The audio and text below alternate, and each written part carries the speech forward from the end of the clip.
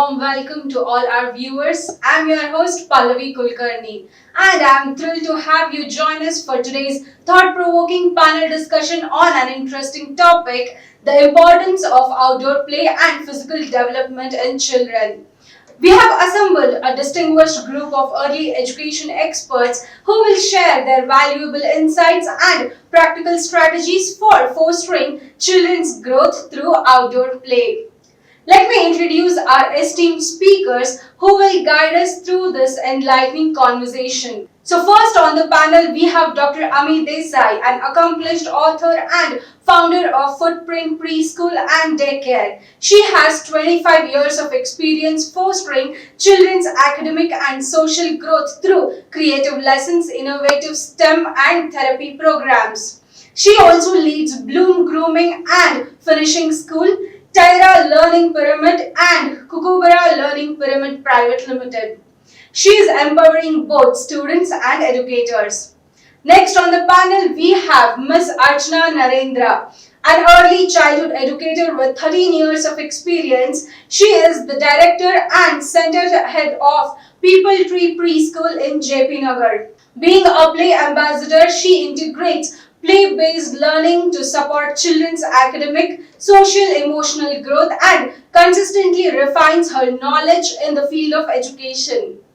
Last on the panel, we have Ms. Divya Madhukar, an early childhood educator, Montessori coach, handwriting analyst and grapho-analytical therapist who has over 15 years of experience. As Director of Trained Brain Education Private Limited and Center Director at the International Montessori Teacher Training Institute in Bengaluru, she has trained over 15,000 teachers, students and parents, focusing on promoting intellectual growth, independence and critical thinking. And now we are honored to have all three of you on this panel today. Thank you very much. With that, my first question is to Ms. Divya Madhukar. So, ma'am, we all know that outdoor playing is very important for a child when they are in the early stage of their growth. So, can you share why that is very much important? What are the scientific reasons behind children's outdoor play? Why it is so crucial, especially in preschool or in the premature level? Pallavi, a very warm welcome and thank you for giving me this opportunity to be there today on this particular discussion. Outdoor play is very, very essential for children. When you ask me this particular question, I don't see it as a play, but I see it as the essentiality, right? So it's one of the most crucial tool or a part of a child's overall well-being is what I could actually see. Now, in case if I give you a situation, like can you imagine your childhood where you are not given an exposure to run barefoot on the grass, if you have not experienced that, or if you have not given an opportunity to climb a tree, or if you have not given even an opportunity to play in sand or mud or clay, I don't think so that the child has learnt everything sensorially. These are something that the child would be able to get it only if they're getting the exposure to be outside. They go outside, they meet people, they explore the nature, and this is something which gets integrated into an outdoor lesson. And schools beyond academics, in case if you have these kinds of learning opportunities, which gets integrated into your lesson and modeling, we are like blessed to have it. And how many of the parents can actually have the opportunity to give that? Because of our urban living planning, we don't have great parks, we don't have great neighborhoods wherein you are very much sure about letting your children go outside and play. And can both the moms and dads support your children? Yes. And statistically, according to the WHO reports, we definitely need at least 60 minutes of an outdoor play. True. Right? Yes. And at this particular time, being both the parents being working, can they deliver that wholesomeness of playing under the sun? True. It's not possible. Yes. So in case if that can be integrated into the school curriculum, that's going to be adding a lot of overall development for the children. And that's what we actually see, how important and essential it is for the outdoor play to be there. That's my view, it has to be a part of the holistic development of the child. Yeah, it shouldn't be considered as something different that you're doing for a child, but it should be inculcated, or it should be a by default activity that needs to be built in a child. Yes, that's a great answer, ma'am. So my next question is to Ms. Archana Narendra. So with rising concerns about sedentary lifestyle and screen time, so how important it is to have outdoor play in combating health issues like obesity and poor fitness among children?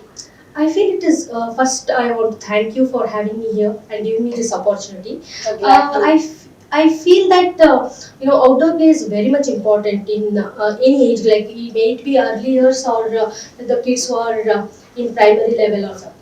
See, nowadays kids are more hooked to screen. Yes. Okay, and they are not getting enough body movement, and obesity is because of they are not getting body movement. Okay, so I suggest parents to have more body movements for the kids. See, sometimes it is not possible for the working parents to go every day to the park, okay, and take the child every day to the basement and allow them to play and all. But still, you can have the good body movement in the indoors, or giving the space where they can play and grow. The more the movement, the energy stored is getting utilized, and they are not getting obesity. So I suggest the more the movement in the body, it will definitely help them. Okay, and also I the health issues are nowadays becoming more because of the obesity. The child is not getting no proper attention span is not there. Okay, Yes. they are not able to move around easily. Childhood is all about exploring. Yes. And because of the obesity, they are not able to explore anything because they cannot sit, they cannot do anything. So I suggest that the movement is body movement is what is the child is lagging, and they are getting lot of health issues. Health issues not only physical, they are getting even mental stress. True, that's Mental stress also they are getting, and also emotional health is also very much important. Okay, so I feel this changing environment or changing lifestyle is making the child very much hooked to the screen or sitting in one place, is making them more sick. So as the educators or as the parents, we should educate others how we can help the child to grow naturally. Okay, giving the environment where they can thrive themselves or they can grow naturally, and that is possible. Even not taking outdoor every day, that is possible to give them lot of activities indoors which will have the skills that the child develop outdoors. That's a great answer. Talking about health and since we're talking about fitness, we see a lot of juvenile diabetes now. It's Yes. very much it's in trend actually. The health of the child, they start gaining weight that leads to obesity and then the diabetic. When a child is around 12, 13 years is getting victim of cardiac arrest. We have seen a lot of recent news where 12 years to 15 years children, they are early teens, and during that adolescent stage, they are becoming very much victim of all these diseases. So in that case, I think whatever you said make really a good sense, because outdoor activities, without those activities, I think children I will like have. that, Pallavi, like you mentioned about the juvenile diabetes, right? I actually know this one of my student. He's a preschooler, like 4.5, 5-year-old child. He used to enter into the classroom, and I've always observed the child being very lethargic. Yes. He used to have his meal, and then he used to lie down on the floor. No matter it is like, the academic lessons or even PE sessions, the dance or the theatre, anything that the child was never interested. That is when we actually like asked him to go for a routine test, and the child was notified that he had diabetes. That's very much common these days, and I have read it somewhere that around five children out Correct, of 50 are getting victim of diabetes, thyroid, and other syndromes at a very early stage. It's all because of food and the physical activities and the environment that a child is growing in. And speaking about environment, my next question is to Dr. Ami Desai. So, how do well-designed play environments or playgrounds impact a child's willingness to engage in physical activity, and what makes an outdoor space genuinely beneficial? See, First is sensorial, right? You're walking on the sand, you're walking on dry leaves, and you have water play, you have different textures to touch and feel. Yes. That itself is attracting them to go and explore. And secondly, when we're talking about obesity or the need, what is the physical need? The basic need of a human being is to be mentally and physically healthy, to do anything, to develop confidence, focus. You should be having an adrenal rush to actually like doing what you want to do. For that, you need to enjoy your activities. So outdoor play plays an important role, and there is bilateral movement which will help them to develop their logical mind as well as the creative mind. So it's not just about developing muscles or not about just spending your calories. It's much more. The research talks about that how it will help them to write better, think better, and execute what is being planned. See, many children are good at planning or discussing that yes, I want to do this, I want to do that. But when it comes to doing it, they lack confidence. They lack that initiative. So when they have been in the group playing a game or doing something physical, they know that it's okay to lose sometimes, and you have to thrive to win. But that doesn't mean that life is just about winning. So outdoor play, equipments and the environment all together works on their mental health as well. So it's very important to set up an environment which is safe, Yes. which has minimal injuries. I wouldn't say that no injuries. Yes. Though in our preschools we do have these soft flooring, indoor stadium floorings, padded environment for them to work. But if they are children below 2.5, yes, we need that.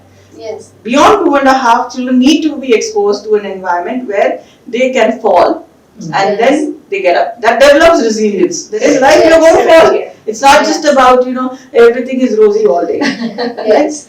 Yes, I guess it's the topic itself. I feel like an irony to sit and discuss on the topic right now because we have reached to such lifestyle. When talking back to earlier generations, it was just another routine of the day for up until a child reaches board exams, a student or a child was forcefully kept in a room to study, or else the student used to be just on the playgrounds playing and having that physical health very much apt. So now the generations are changing, the lifestyles are changing, and now we are discussing about it and we are creating awareness on the physical activities, which is very important to children. Yes. It's just like going back to our ancient days when Gurukul system was there. Yes. It was that you go to the lake, you Yes. carry your water Yes. bag, you're doing yoga, Yes. Surya Namaskar in the morning, then Chandra Namaskar in the evening. Yes. So it was already there in the system. We forgot Yes. in this whole new technology world. Yes. We are diluting what we had. So Yes. treasuring what we had and moving forward is now again coming back. People Yes. want to stop screen time. People want to have small little gyms. Yes. So in a way it's good. Whichever way children are exposed to doing it, we should encourage. Yeah, that's a great discourse. So with that, my next question is again to Ms. Divya.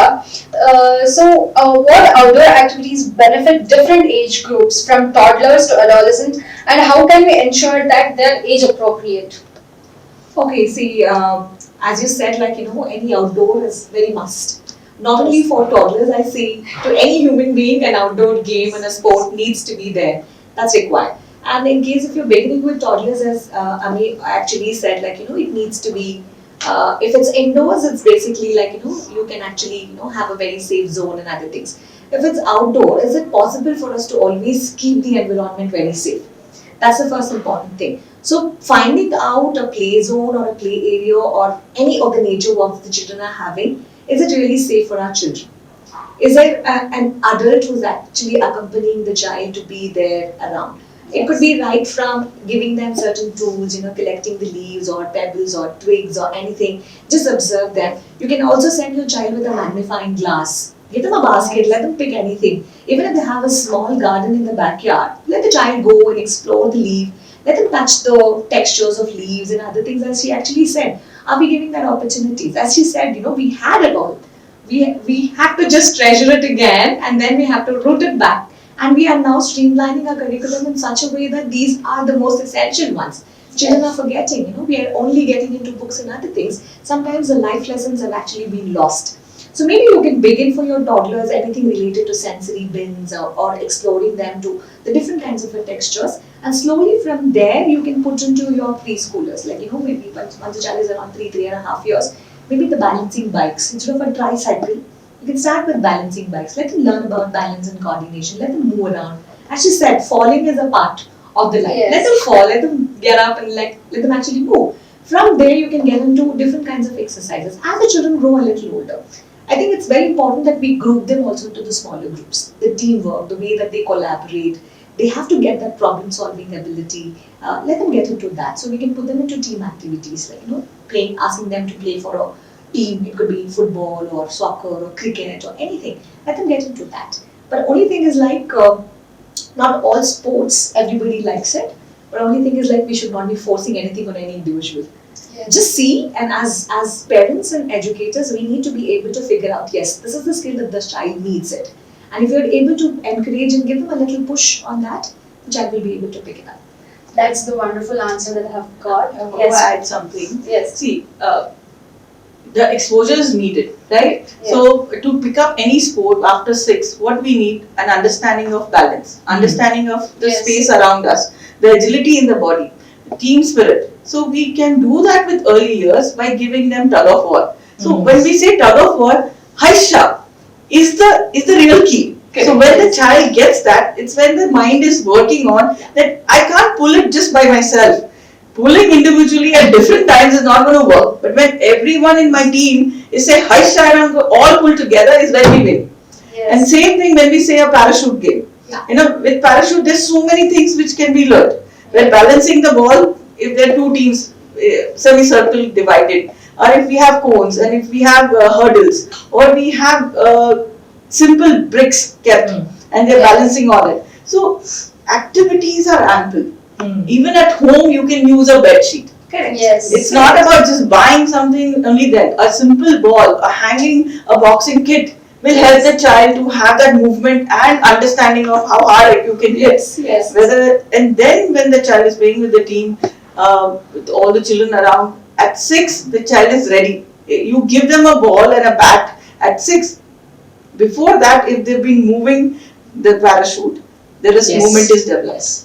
And add on to that, like as she said, the exposure at the early ages is very much important. Now you give any gadget to a 4-year, they know how to manage. Yes. They can actually surf and get into the right app, Yes. and they know how to do that. Yes. But if we ask them to climb the ladder, It's different. it's so difficult for them. The only Yes. reason is like it's not that the child is not able to do that. The child was never given that exposure to do Yes. that, and that confidence they don't have. Yes. That agility they don't have, and if they don't have that coordination, it's very difficult for them to actually work. It's basically like motor skills and cognitive skills Yes. work hand in Hand in hand. hand. Yeah, very much. simultaneously you need to train a child in such a way that their motor skills and cognitive skills are developing equally, and it's at the balanced way. That puts me under another note, Yes. like the researchers, whatever the Harvard actually gives it, it's like activities, as she said, it's ample. Yes. But it becomes very creative, and the cognitive abilities will start to build if it's an unstructured play. Don't tell them what the play is all about. Give them Yes. random objects. Let the child do that. Now, say suppose in case if I have a puddle in front of my school, and if your parent is okay for your child to jump around in the puddle, like most of the parents are not. Yes. But there would be set of parents who would be okay. Letting their children play in the puddles and all of that, it's okay. Give them ample amount of sticks. Let them try to create a bridge over that. Let's see. That needs a lot of balance. That needs a structured plan for that. Nothing was prepared. It was a rainy day and the children actually got into it. So always the researchers have proven that if you have an unstructured play, that's when the most cognitive abilities of your children would be gathered. Yes. That's what the researchers do say also. So as teachers, we should also be prepared. Yes. Don't go by your curriculum. Yes. Never go by the The curriculum. A curriculum child- is yes. on It's creating a learning environment where it's not structured for children, but you know what you've But you created. need to do that. Yeah, a child needs to be led to express and experience all sort of things that's already present in the nature. So basically, a child needs a space to express and experience everything that is present in the nature, all the climatical conditions, all sort of games, everything. So yeah, with that, we'll take a short break and we'll come back with more engaging conversation.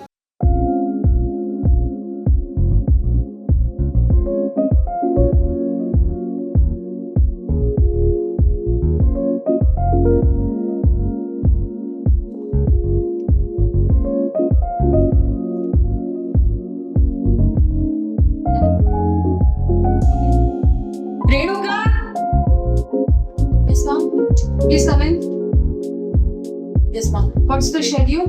So now there are 70-80 candidates who has come for the interview. 70 to 80. Right. Okay, send them inside. All right, ma'am. Renuka, send the first candidate. Please come. Hello, ma'am. Hi, please come sit. Thank you.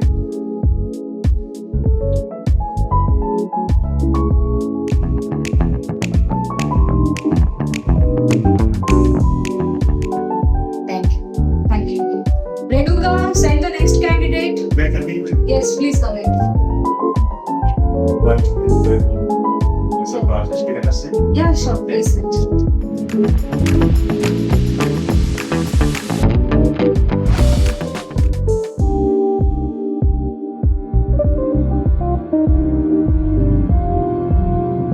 Renuka, Yes, ma'am. come here. Yes, ma'am. Ma'am, why do you look so tensed? None of them fitting well for the job. What should I do? Right. Is that it? That's a lot. Why don't you try EdHR? What is that now? EdHR will help you hire the best teacher for your school. So you can just sign up to that. Wanted top tier teachers for your school? Sign up with EdHR now and unlock a world of talent. Hire the best that inspire greatness. Transform your school today. That's interesting. I think it will make my job much easier, and every principal should use that. Right. Hello everyone, welcome back to the panel discussion. With that, my next question is to Dr. Ami Desai. So, speaking about cultural and societal norms, so what are the norms that around physical activities influence how outdoor play is valued or practiced? Okay, we talk about any culture. Okay, everyone appreciates physical activity. There's no one who would say in India or across the globe that no, we would restrict children in four walls and bench and table. So that's the blessing. I don't think we have to worry about it. Yes, there are certain certain places where they would say, okay, we would want only girls to play, we want Yes. only boys to play. So that sensitivity is there in all educators. As much as I understand, that they know, okay, like if you're talking about kabaddi or you're talking about certain games which is more like boxing, we know that okay, we're not going to have a girl and a boy, or probably have them if they are of the similar strength and weight. Gender bias. Right. So little bit is there, but then I'm sure we are all sensitive enough to handle it with care and look for the welfare of the child. Right? Yeah, so with that, I have one question to Ms. Archana. Speaking about the barriers, so what are the significant barriers that are preventing children from engaging in outdoor play, and how can we overcome them? The first thing I would like to say is the myth saying that the outdoor play has to be done only on the weekends for the working parents. They say that, okay, I mean, we will go to play in the park in the coming weekend. Okay, I will take you to the park, we will play there, and they make sure that the child sits in the home either finishing homework or so I feel that it should not happen. Okay, and also we have to educate parents that play should be like a routine. Every day a 60 minutes of play is what needed for the child to have a healthy lifestyle. Okay, so if you have a barriers like we will play only in the weekend, we will do only this time, this particular time, or I have even seen parents creating a play zone and asking child to play only with that, a particular toys. Okay, they feel, they proudly say that we have created a play zone for our kids where they are having only one slide. So just imagine every day we are walking from one distance to the other. Every day for 3 kilometers we are walking. So every day if we are practicing the same thing, it is not going to benefit. Our body will get adjusted to that. Okay, there is no more growth is happening. So I suggest there should not be a particular way for any child to play. You should allow the child to explore. You should allow the child to imagine. You should allow the child to actually talk what they want to play. Allow the child to plan. Okay, Yes. see, though this all will happen only when the child is exposed to outdoor play. They mingle with their own age group, or maybe sometimes mixed age group. They learn language, they learn negotiation skills, they Yes. learn so many skills that sitting indoor they cannot. Yes. Okay, and also playing only on the weekend also will not help when parents are free. Okay, so I suggest parents to at least understand the skills that the child is developing during outdoor play. So try to include that in the everyday activities. Give the child lot of experiences when they go for outdoor play and start playing with the other kids. They have experiences to share in the Yes. form of a story. Correct. Okay, that will build their confidence. Okay, so that all will help the child when they go for outdoor play. Sitting inside and having only the so that will definitely will not help. And of course the many of them feel that outdoor play is the only thing where the child has to have a huge place to play. Yes. Okay, like that. So that all is the the parents. There are the barriers I feel, which is not allowing the child to go and explore. Very true. So to add that, yes, we're discussing about the barriers, but the simplest thing is rhythmic games. Today, Google is our god. Yes. So if parents can just Google rhythmic games, at Yes. home only you can give anything, a scarf or Correct. a dandiya stick or a paper Yeah. roll or Yes. object just can be a rain stick created Yes. from empty boxes, tins, Yes. and put on music where the stages of development can be observed. The child is moving the body, child is moving part of the body, child is moving whole body, child is moving the whole body with an object in the hand, and you can see the child is moving on a steady beat. Yes. So there are different stages which can be observed by a parent, and then say that yes, my child is developing physical strength. And to add on, outdoor play is all about developing how to cross the obstacles, how to Correct, yeah. develop the confidence, how to plan, how to have the problem solving skills, all these things. So suppose there are situations when parents cannot take kids out because they are really tired. Okay, they don't have time to take, but still they can have those skills developed in kids. Okay, so by giving, for simple example, having a pillow fight. Yes. Okay, in a particular place where the child is understanding where how to move. If I Yes. move little further, I may fall. The child is, the child body is understanding how to move, where to move, how much to move. Okay, all this matters. Okay, also give them a play kind where the child is just playing with one balloon. Correct. We have seen this is giving lot of body movement to the child. It's not always necessary to take outdoor only for developing certain skills. So that all can be done at the sitting at home also. But that doesn't mean that everything has to be done in home only.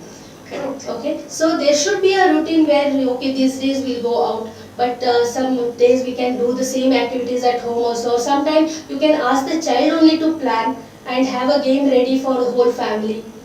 Okay, like that their emotions are being addressed. Okay, when they are playing with family, that is also a team game only, where they are Yes. developing many skills, they are interacting, their language is developing, so many things. So playing only outdoor, it doesn't mean that we have to go in search of a playground or particular games like cricket, football or something. It's not necessary according to And me. Pallavi, to add to another barrier, Yes. what I actually feel is like, as you all said, like, outdoor opportunities are given. But these days, what I always see is like, the swings have been replaced by our screens. Yes. And the giggles are being lost. Yes. And it's all overtaken by the gadgets. Yes. So that's one thing, So no matter what opportunity that you create, no matter the parent is willing to be there, the children are never given such an exposure that they have to be bounded, they have to get involved. That thing is not there. The socialization, the way that they are interacting with the other colleagues, how it is happening at schools is not happening at home. No matter how much the parent is also contributing. That is something that I have seen very lately, maybe a decade later onwards is what I have seen more. Apart from that, there's so much of academic pressure. Yes. Not only in schools, but again, once they are back from schools, they have this co-curricular activities and other things. There's a lot of academic pressure. So I can also say that, even keeping all that will, But many of them are willing to put the children to go and play, right? So there's a lot of a pressure on that. Yes. And again, urban planning is not that great. We don't have good parks. So that is also one of the barrier. I could feel like, no matter we are willing, we want to do our best, but still there's certain things which are just like, keeping us very tight. And one more thing to add, the most likely mothers feel that whether the place is hygiene or not. But before leaving the kid outdoors, they feel that what if my child fall? What if they get hurt? Okay, what if they fall sick? All these things, yes, infections. Yes. Okay, but they for their understanding, they don't understand that it is important to play outside because it will help them develop many skills, and also they will develop immunity also. Yes. They will not fall sick if the child Allergies is and infections. yes, if they are playing outside regularly, they will not fall sick often because the body is adjusting to the environment around them. Yes. If they sit in home, definitely there are chances of falling sick more. Yes. Because the body's health is getting affected. Yes, but then I have one added question to all three of you, being founders and being stakeholders of preschools. Are you creating any awareness programs or workshops for children, for parents to combat these barriers, or you may at least you make sure that kids have certain dedicated time to these activities? Yes, whenever we have an open house, we always make one-line taglines like, we don't want the delicate moms and dads. We want somebody who can actually adapt to what is actually going on. Everybody is working for the well-being of a child. And no teacher is going to go against doing something worse for the child, right? Yes. If you are saying that the outdoor play is very essential, the teacher would have checked multiple number of times. Is it safe? Is it hygienic? Is it clean? The trust, what they have to have it on another educator, something which is very important. No matter how many times you do that deliverable transfers to, they still have that doubt. I totally understand because everybody has one child. Yes. Most of them have a single child and very few of them have two children. And they mean the entire world to them. Obviously that is there. But it is also important for us, we keep everything in place and we also make sure that it is 100% hygienic. The environment is very safe to the child so that, there are less chances of giving you reasons for anything like, the environment is not very safe. When they come into your environment itself, they get that sense of, likable thing that, this is the place that my child is going to be safe. And who's the next thing? It's your educators. They want to interact with teachers, they want to see, are they equally knowledgeable? Can they really take care of my child, just like me? If the parent gets that kind of a trust, they will be with you. That reassurance is something that you need to build. You give them something and keep reassuring, yes, it's going to be the best for your child. And give the best. They will keep coming back to you. That's great, ma'am. To add on, yes, definitely we will be helping parents to understand how the benefits of play through many activities. And I personally believe that parents are our partners in helping the child grow holistically. Okay, so in each activity that we are doing, I have a habit of posting something related to the development, that skills that the child is developing, so that parents are aware why we are doing that activity. Exactly. Okay, how it is going to benefit the child. And suppose if they want to have the same activity at home, they can also observe the growth. This will become, this definitely helps them when they come for teacher-parent meeting. They know that whatever we are talking, we have a meaning to it. Otherwise, it will become just a conversation where without any meaning. And so we will be having many activities with parents, which will definitely help them to understand. That's great. We have Mom and Me program, then we have rhythmic games where we invite parents and parents participate. They do things with us where they can get to know what can be done at home. At the same time, we have live CCTV access. So they see that what is done in the school to develop their physical strength and understanding of space, which I spoke about earlier. Yes. So there's nothing hidden. At the same time, see, they are educated parents nowadays. So it's not that they don't know. It's just that they just need a little nudge. They need a community to work because they are from nuclear families, single child at home, as she said. So when they are allowed to meet outside, when they come to pick up, I just watch them, and there are some mothers who want to talk to each other, and I'm so glad that bonding is happening. We are creating a community for children and for parents. Yes. And that's when they meet over weekends, or they meeting during birthday parties, or generally meeting in the evenings, going to the park, playing with their own toys, getting their own thing, and that's when so that environment is created for parents to exchange ideas. True. Yeah, and rhythmic games. Yeah, that's great answers from all three of you. So with that, my next question is to Ms. Divya Madhukar again. So looking for the future, how do you see the role of outdoor play evolving with advancement in technology and changes in societal attitudes towards physical education? Okay, so I think yes, as days pass by, months and years pass by, yes, technology is going to take a lot of toll, and for good, right? So it's like, how best that we could actually engage and involve and integrate that into our physical fitness exercises that you actually said. It's a huge challenge. Now in case, let's suppose in case it's not, which has not come very new now. Like if you go back, when I had my son going to preschool, I think that was in early 2015 or 13, 12, I don't remember the years. That was the time where this Pokemon came in, augmented reality, which was integrated, and I was not very much aware about that particular game. So my elder one had actually taught him about that, and I could see him running around wherever he would want to. There was so much of movement. I had never seen any toddler run around so much. That kind of games. It's again as an integrated play where we had augmented reality being integrated into it. We saw how motion pictures could actually get enabled into it. It had a lot of joy. Children could actually have it. They had those points of encouragement, would collect certain points, and children were also learning new vocabulary onto it. But if certain things like that are being integrated into certain things, you can actually do that. It's not new. There are many schools, be it in Japan, be it in Finland, there are many schools which have made their playgrounds smarter playgrounds. Every step that the children are taking it up, I think they are generating power out of that. And even many of the schools have even now asked students to actually wear a fitness band.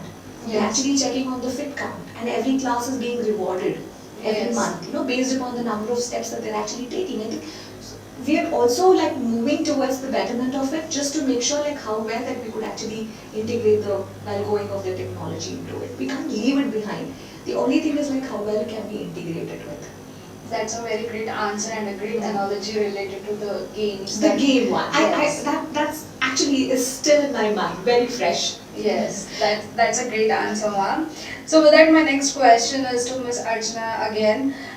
So what are 3 practical steps that parents, caregivers or educators take to ensure children get enough outdoor play and physical activities? As I said earlier, they have to have a note of what benefits the child is getting through play. That will help them to design their day. Okay, that will definitely help them not to give excuses like I'm tired, I can't take you out and all. You can include the child in many activities which will help them in developing certain skills. Of course, outdoor is something which will give more exposure to the child, but there are situations when the child need to stay at home. Okay, that time also it is possible. So there is no need to give excuses. So you can stop giving excuses saying that I'm tired, I can't do. Even by sitting, if you're tired, sit in your place, but you make sure that the child is moving. Correct. Okay, you can ask them to bring something from the stairs.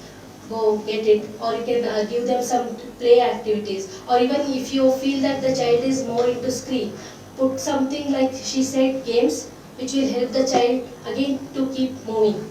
Yes. Outdoor is all about, the outdoor play is all about, keeping oneself moving. And through movement, the child is learning and developing. Okay, so giving that opportunities will definitely help the child to have a better childhood. And also, the more the playtime, the more experiences, and the child will remember the childhood. Yes, it's all about creating Yes, memories. creating How memories. you feel at that When you particular grow, time. you should have memories to share.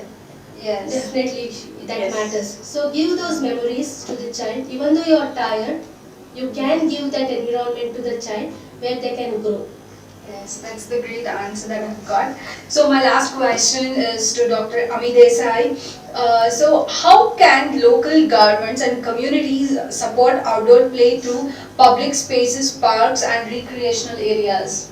So we are blessed. We are in Bangalore, right?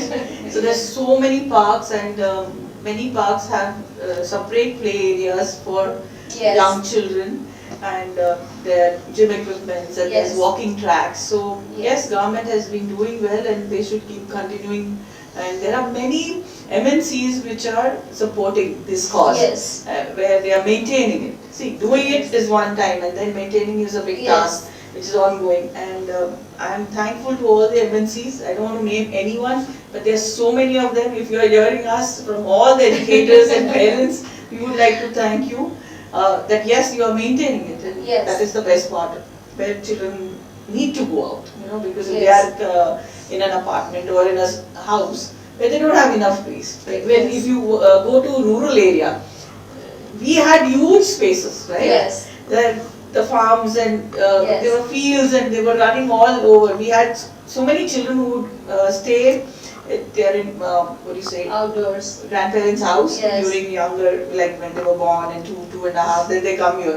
It's so difficult to get them to sit in a class. Yes. You can't, confine them there. So we Yeah. say, okay, let's go out for a while, then come back. But they're like, what is this? We want to climb the trees. We want to go play with the streams. Yes. We want to have fun. So yes, government is doing well. MNCs are supporting. So Yes. we are blessed here. Yes. Across India, it's tough. But as I said, certain rural places, there are huge areas, grounds. So a lot of metropolitan cities are not like Bangalore. They are Yes. not having as much as parks as Bangalore is having now. So I guess it's important to have Yes. that collaboration Yes. with local bodies. Yes. To But when you have Delhi or when you have Mumbai, they have grounds. Okay. And then they have these government, agencies who are supporting them for the sports. So there are places. The government has been doing quite a bit. I wouldn't deny on that. And as Ms. Divya told earlier, unstructured play is what is going to benefit them more. Yes. So more structured areas also will affect the kids, is what I feel, because everything is planned. Yes. There is no need for the child to plan anything. Okay, but only one thing I can see the growth is the social development is taking place, because in malls and all when they go, they don't hesitate to interact with the stranger. They Correct, talk like that. They are growing, but yes, again there is a structure there. Yes. My But, closing yeah. question is Yes. related to that.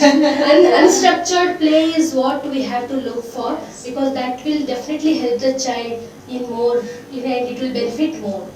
Yeah, that's great. So with that, we have come to the conclusion of this panel discussion. So my one last question to all three of you is that what I have understood with this panel discussion and your thoughts is that playing outside is not just for physical development or motor skills. It's also, there's a lot of social activities that's happening with the child. So these days we see a lot of social awkwardness, social anxieties among children. So how do you think that outdoor activity can, bring this all, bring these complexities, take a back seat on the child? Because no child is able, these days a lot of children, parents themselves will come and no, he's having a social anxiety, he's not as confident as he should be or she should be.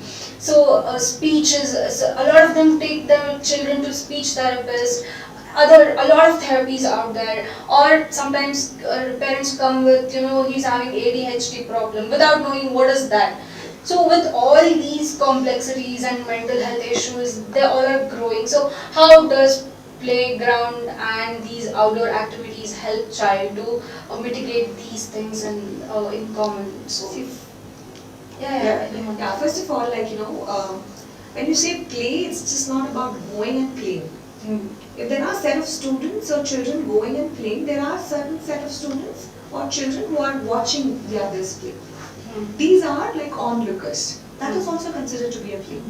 The child is being happy or looking at others play. Yes. But many of them, they don't consider that as a play.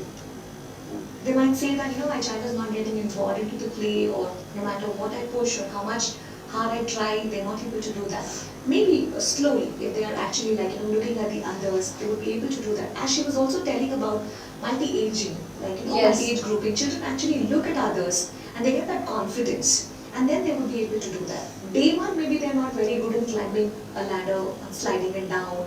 Maybe after day 3, day 4, they would be able to work on that particular thing. So patience is something that even we as adults, we need to hold on to it, and we should not be pushing too much to the children also. Somebody is the body is allowing them to, have a great motor ability. That doesn't mean that another child would be equally the same. Yes. Right? So they have to know about what is the potential caliber of that individual as well. Is he really skilled to actually get that kind of an amount of an energy and enthusiasm and zeal to play? See, we don't need to motivate everybody. Motivation, you cannot fill it just like that. And you cannot give an opportunity to everybody as well. But if given an opportunity, how much a child can take is what the child will be able to take it. And as adults, we need to understand that. And let our children be kids. Let them enjoy their childhood. Let them play, no matter what it is. Sitting and playing, climbing and playing, jumping all around. Let them be themselves. That's more important. And I would like to add to that, whenever the child behavior also depends on what are the previous experiences that the child has. Yes. Okay. For example, one child is sitting and observing others. We may feel that the child is observing and they may learn through that. But there is maybe a fear associated with it. Okay. The fear, like the mother, even though she knows that the toy is made for child and it is safe, but still mother says that be careful with the toy, okay? Yeah. Yes. So you are already creating the stress in child. Okay? Yes. They are hesitant to go and explore the toy. They feel that maybe it not be safe for me. So that's how the onlooker will be. So they will be seeing first, they are seeing the situation, they get the confidence, okay, the child who is playing with the toy is safe, they are enjoying, now it is okay for me to explore. Correct. That also happens. So we as an adult, we should make sure that before letting the child to play, don't create the stress in them by giving unwanted things like be careful, don't go there, you have to play with them only. All these things will make the child not to explore. They become more they sit in a place, they start, at that time also you start saying that my child is stubborn, my child is shy. The labeling continues, but it will never stop. So first stop labeling the child and allow them to explore and grow, then only it is going to help the child. For any outdoor play, when you are letting the child, please leave them free without any thing putting in their mind initially, like you have to play with only these set of kids. Correct. Okay, that is not needed. Yourself is inducing so many things in kids' mind. So that is not needed is what according to me, and the behavior of the child depends on that. The child is running aimlessly because they don't know what needs to be done, where to go, what to do. When you give the child the opportunity and also help the child to understand the environment, give in the positive way so that the child understands. Yeah, that's what we said, right? Okay, in this I would like to say that there are learning difficulties and learning disabilities. Assessments are very important. So any school or any parent needs to observe the child for 6 months. Give a learning environment at home, at school, peer learning, neighborhood. And then if there is a need for assessment, we need to go for an assessment. And then definitely there are therapies. And outdoor play is also a therapy. The equipment, certain exercises are very important. So it's not about isolating a child with ADHD or ADD. Having him or her in the system, allowing her to explore and learn at her pace. Let her observe, as they all said, that free play is important, observation is important, creating environment is important, safe environment is important. At the same time, understanding that yes, this child needs this time, this much of time. And whenever a teacher is sensitive to it, the learning is fast. Correct. The child develops and gets into developing speech, getting into behavior which is desirable. There are so many children who, for various reasons, have anxiety issues. Yes. And moment you give them a ball, just a simple ball, Yes. they settle down. Yes. So that sensitivity in an educator, facilitator, teachers, grandparents, parents is important. As a whole, as a society, we have to accept children the way they are. That's wonderful, ma'am. And to add on to that, I just want to give a note to the teachers that outdoor play is not just taking them to the park or to the play area. It can be sometimes outside the classroom also, where the change of place Yes. make a lot of difference to the child's learning. Keeping them long time, making them sitting in a classroom for 3 hours is not going to help them in any way. So make sure that you have outdoor means a proper transition so that it is going to benefit the future. Yeah, that's wonderful, ma'am. With that, we have come to the end of this panel discussion. I extend my heartfelt gratitude to our panelists. Thank you for sharing your valuable inputs and thoughts on the topic. We look forward to having many more panels like this. That's all for today's engaging panel discussion. Feel free to ask us any questions and we are happy to answer all of them. For more such videos, visit our website www.theENN.com. Don't forget to like, share, comment and subscribe on this video. Thanks for tuning in. This is Pallavi Kulkarni. We'll see you next time.